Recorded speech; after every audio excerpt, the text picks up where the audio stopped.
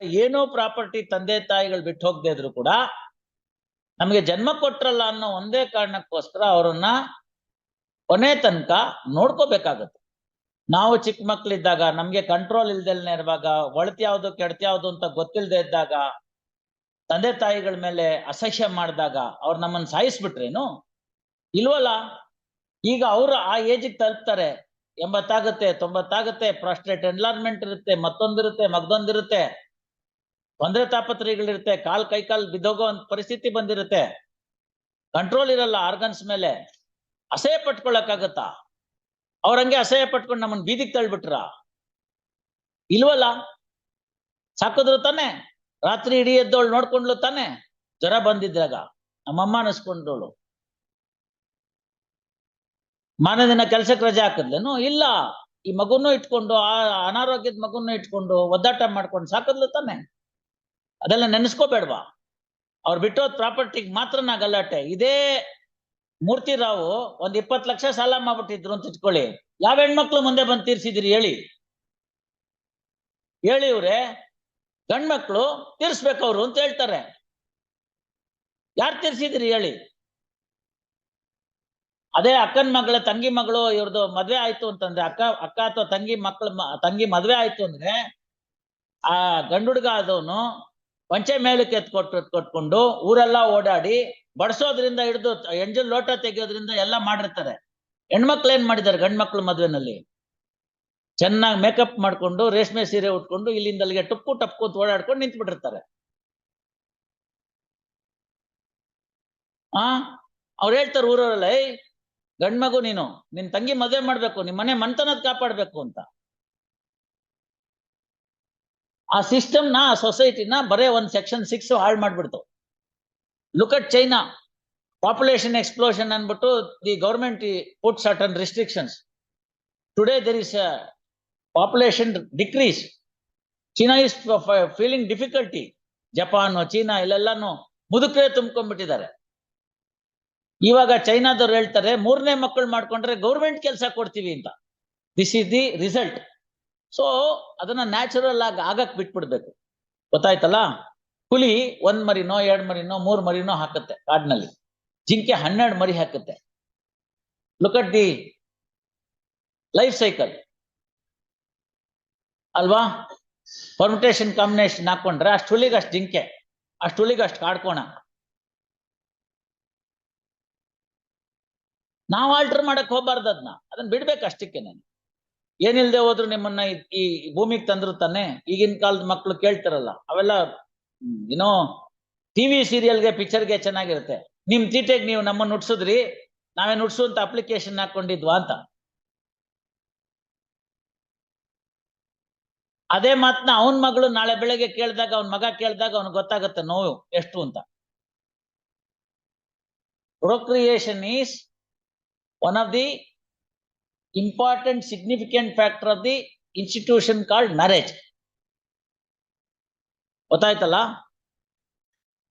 ಮಾತಾ ಪೂರ್ವ ರೂಪಂ ಪಿತೋತ್ತರ ರೂಪಂ ಅಂತ ಹೇಳ್ತಾರಲ್ಲಿ. ಮಾತಾ ಪೂರ್ವ ರೂಪಂ ಪಿತೋತ್ತರ ಉತ್ತರ ರೂಪಂ ಪ್ರಜಾಸಂಧಿ ಪ್ರಜನನಂ ಸಂಧಾನಂ ಅಂತ ಅನುಶಾಸನ.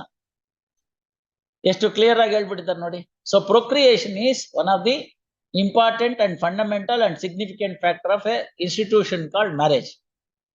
Otherwise, one day the whole system will come to an end. Whole generations will come to an end. ಇಬ್ರನ್ನ ಒಂದೇ ಶಾಲೆಗೆ ಹಾಕಿ ಇನ್ನೂ ಒಂದ್ ಹೆಜ್ಜೆ ಮಗಳನ್ನ ಚೆನ್ನಾಗಿ ನೋಡ್ಕೊಂಡಿದ್ದೀನಿ. ಆತರ ಡಿಸ್ಕ್ರಿಮಿನೇಷನ್ ಮಾಡು ಅಂತ ಯಾರು ಹೇಳಿಲ್ಲ. ಯಾಕೆಂದ್ರೆ ಮಗಳನ ಮುಖಾಂತರ ಕನ್ಯಾದಾನದ ಫಲ ಸಿಗುತ್ತೆ ತಂದೆಗೆ. 21 ಪಿತೃಗಳು, 21 ತಲೆಮಾರು ಇರುತ್ತಲ್ಲ ಅಪ್ವರ್ಡ್ಸು, ಒಂದು ಕನ್ಯಾದಾನದಿಂದ ಅವ್ರಿಗೇನಾದ್ರು ತಿಥಿಪತಿ ಆಗಿಲ್ದೇರೆ ಅವರೆಲ್ಲ ಮೋಕ್ಷಕ್ಕೆ ಸೇರ್ತಾರೆ ಅಂತ ನಂಬಿಕೆ. ಗಂಡೆತ್ಕೊಂಡ್ರೆ ದಾನ ಇಸ್ಕೊಳ್ಳೋದಷ್ಟೇ ಹೊರ್ತು ಕೊಡೋದಿಲ್ಲ. ಅರ್ಥ ಆಯ್ತಲ್ಲ? ಇವೆಲ್ಲ ಇದೆ, ಅವೆಲ್ಲ ಇತ್ತು. ಮೇನ್ ಸಿಂಧುಲಾ ತೆಗೆದ್ ನೋಡಿ, ಅದೆಲ್ಲ ಎಷ್ಟು ಚೆನ್ನಾಗಿ ಡೀಲ್ ಮಾಡ್ತಾನೆ ಅಂತ. ರಾಘವಾಚಾರ್ಯಲ್ಲೂ ಇದೆ. You should read that portion. ಅದಕ್ಕೆಲ್ಲ ಅಂಕುಶ ಹಾಕ್ಬಿಟ್ರು 56ರಲ್ಲಿ. ಆ ಓಲ್ಡ್ ಹಿಂದುಲಾನ 4 ಭಾಗ ಕಡ್ದಾಕ್ಬಿಟ್ರು. ಬೇರೆ ಯಾವ ಸಿಸ್ಟಮ್ಗೂ ಟಚ್ ಮಾಡ್ಲಿಲ್ಲ. ಟಚ್ ಮಾಡಿದವ್ರು ಬೇರೆಯವರಲ್ಲ, ನಮ್ಮವ್ರೇ. ಗೊತ್ತಾಯ್ತಲ್ಲ? ಕೊಡ್ಲಿ ಕಾವು ಮರಕ್ ನೋವು ಅಂತ ಗಾದೆ. ಕೊಡ್ಲಿ ಕಾವಿದೆಯಲ್ಲ, handle, that is made out of ಮರನೇ. ಮರಕ್ ನೋವು, ಅದರಿಂದ ತಾನೇ ಹೊಡಿತಾನವನು. So no other personal law system was tinkered in the 1956. It is only the Hindu law. ನಮ್ಗೇನಾಯ್ತದೆ ಅಂತಾನೆ ಗೊತ್ತೇ ಆಗ್ಲಿಲ್ಲ. ಆಗ್ಲೋ ರಾತ್ರಿ ಹೊಸ ಕಾನೂನು ಬಂದ್ಬಿಡ್ತು. ತಿಳಿತೋ ಇಲ್ವೋ? ಹೆಣ್ಮಕ್ಳು ನಮ್ಮವ್ರೇನೇನೆ, ನಮ್ ಜೊತೆಗೆ ಒಡಹುಟ್ಟಿದವ್ರು, ಕಷ್ಟಕ್ಕಾಗೋರು, ಬೆನ್ನಿಗೆ ಬಿದ್ದವ್ರು. ಬಾಂಧವ್ಯ ಕಿತ್ತಾಕ್ಬಿಟ್ವಲ್ಲ.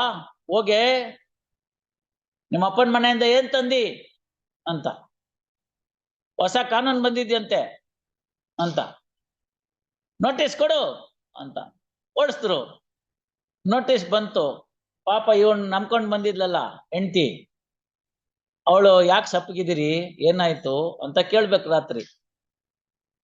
ಇಲ್ಲ, ಹಿಂಗೆ ನಿನ್ನ ಅತ್ತಿಗೆ ನಾದ್ನಿ ಈ ತರ ನೋಟಿಸ್ ಕಳ್ಸಿದ್ದಾರೆ ಅಂತ. ಯಾಕಂತೆ ಅಂತ, ಹಿಂಗೆ ಅಂತ. 2 ದಿನ ಸುಮ್ನಿದ್ದ ಗಂಡ. 3ನೇ ದಿನ ಯೋಚನೆ ಮಾಡ್ದ, ನಿಮ್ಮಪ್ಪನ ಮನೇಲಿ ಏನೇನಿದೆ ಅಂತ. ಆಯ್ತಾ ಇಲ್ಲ?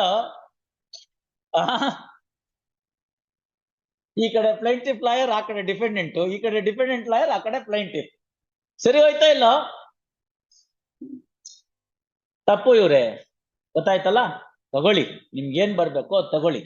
ಮೂರ್ತಿ ರಾವ್ ಏನಾದ್ರು 20-30 ಲಕ್ಷ ಸಾಲ ಬಿಟ್ಟು ವಿನಿವಿಂಗ್ ಶಾಸ್ತ್ರಿ ಆಗಿದ್ರೆ ನೀವ್ ಯಾರು ಆ ಕಡೆ ದಿಕ್ಕಿಡ್ತಿರ್ಲಿಲ್ಲ. ನನ್ನ ಹೇಳಿದ್ರು ನೋಡಿ, ಸಾರಾದವನ ಅದೆಷ್ಟೋ ಕೋಟಿ ಆಸ್ತಿ ಬಿಟ್ಬಿಟ್ಟಿದ್ದ, ಅವನ ತಿಥಿಗೆ ಯಾರು ಬರ್ಲಿಲ್ಲ ಅಂತ. ಅಷ್ಟೋ ಕೋಟಿ ಆಸ್ತಿ ಅಲ್ಲ ಅದು, ಅಷ್ಟ್ ಜನಕ್ಕೆ ನಾಮ ಹಾಕ್ಬಿಟ್ಟಿದ್ದ ಅವನು, ಅದಕ್ಕೆ ಯಾರು ಬರ್ಲಿಲ್ಲ. ಇದೆಲ್ಲ ತಪ್ಪಿದು. ಕೇಳಿ, ಅವ್ರಿಗೇನ್ ಬೇಕೋ ತಗೊಳ್ಳಿ. I am not saying for A moment the female members should be denied their rights. They are entitled for the rights as if they are the co-partners. As per the Vinita Sharma, you are entitled to take it. You can also take it. ಹೆಂಗು ಜೈರಾಮ ನಿಮ್ಮತ್ತೆ ಇದ್ದಾನೆ, ದ್ವಾರಕನು ನಿಮ್ಮಂತೆ ಇದ್ದಾನೆ, ರಾಘವೇಂದ್ರ ನಿಮ್ಮಂತೆ ಒಪ್ತಿಲ್ಲ, 2ನೇ ಹೆಂಡತಿ ಮಗ. ನೋಡ್ಕೊಳ್ಳಿ, ಅವ್ರಿಗೆ ಹೇಳಿ. ಇಲ್ಲಿ ಶೇರ್ ಮಾಡಕ್ ಅವೆಲ್ಲ ಆಗಲ್ಲ. That is not the subject matter of the suit here. ಗೊತ್ತಾಯ್ತಲ್ಲ? Let us see. ಮಾಡ್ತಿದ್ದೆ, provided they are all agreeable. ನೋಡಿ ಕರ್ಕೊಂಬನ್ನಿ, ಅವರು ಬಂದ್ರೆ ನೋಡೋಣ. ಅವಾಗ ಮುಳಬಾಗಿಲು ಸೂಟು ಮುಗಿಯುತ್ತೆ. ಹೇಳಿ ನೋಡೋಣ ಏನೇನ್ ಬರುತ್ತೆ ಅಂತ ನೋಡ್ಬಿಟ್ಟು ಫಿಕ್ಸ್ ಮಾಡಿದ್ರೆ ಅದನ್ನ ತೀರ್ಮಾನ ಮಾಡೋಣ. Keep all the parties present. ಅಲ್ಲಿ ಇನ್ನೊಂದು ಬರ್ಕೊಮ್ಮ, ಅಲ್ಲಿ ಇನ್ನೊಂದು ಲೈನ್ ಬರ್ಕೊಳ್ಳಿ. Released on 7/12, parties are directed to be present before the court for exploring the possibility of the amicable settlement, including the rights of the female heirs. ತೃಪ್ತಿ ತಾನೆ?